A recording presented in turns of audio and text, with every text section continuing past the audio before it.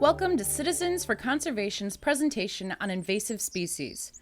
Our mission here at CFC is to protect our natural areas, restore their native plants, and inform you, the community, about the many natural resources we have here in the Barrington area.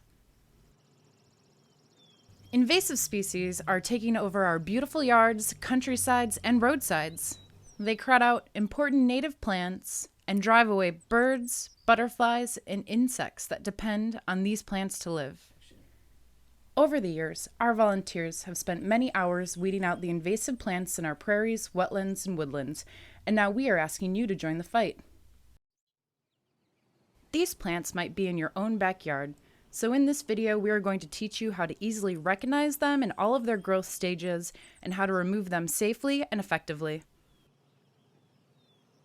To begin, we are going to talk about garlic mustard. Garlic mustard is a cool season biennial herb with heart-shaped toothed leaves. First-year plants have a rosette of green leaves growing close to the ground. Older flowering plants of garlic mustard can reach from 2 to 3.5 feet high and produce button-like clusters of small white flowers, each with 4 petals in the shape of a cross.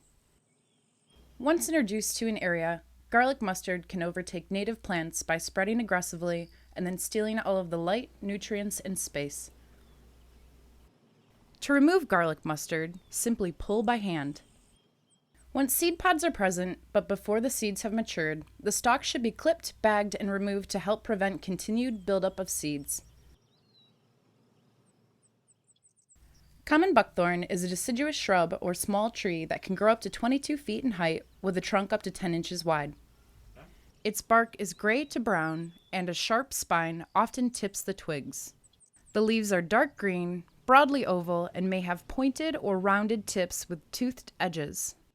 A reliable indicator for identification is its remaining green foliage late in autumn after most native shrubs have lost their leaves.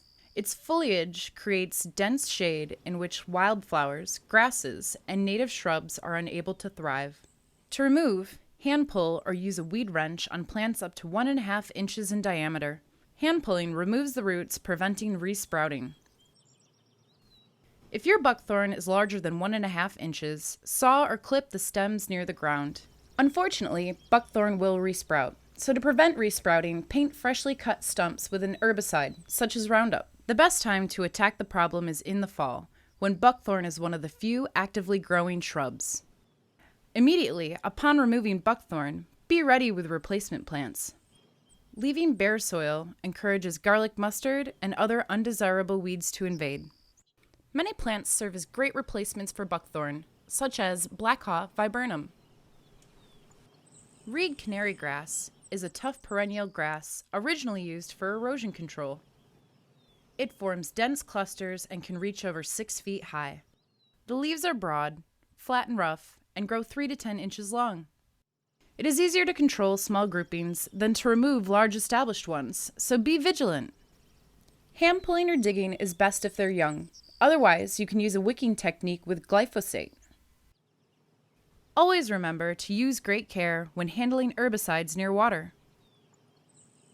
Dame's rocket is deceptive because it produces pretty flowers and people often mistake it for a native. Dame's rocket is often found along woodland edges, in wet meadows, and along the roadside. They have alternating leaves that decrease in size up the stem and purple-colored flowers that are commonly mistaken for native phlox. They are spread by seed, grow in clusters, and are unfortunately sold in wildflower seed mixes. To remove Dame's rocket, simply pull by hand, preferably before they bloom in spring. Teasel is found by many of our highways, pastures, and yards. It grows 2 to 8 feet high and has hairy leaves and a large thimble-shaped seed head. It seems to grow everywhere because each plant can produce over 3,000 seeds. Again, manual hand pulling is most effective for removal. A few points to remember when removing invasive plants. Eradicate these plants as early as possible in the spring before they disperse their seeds, and never compost them as they can easily sneak back into your yard. It is best to burn them or bag and remove to a landfill. Together, we can protect the health of our land for generations to come.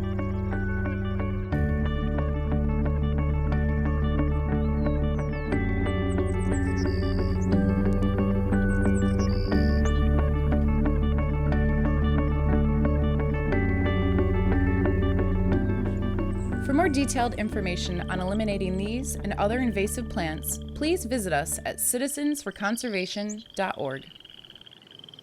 Saving living space for living things.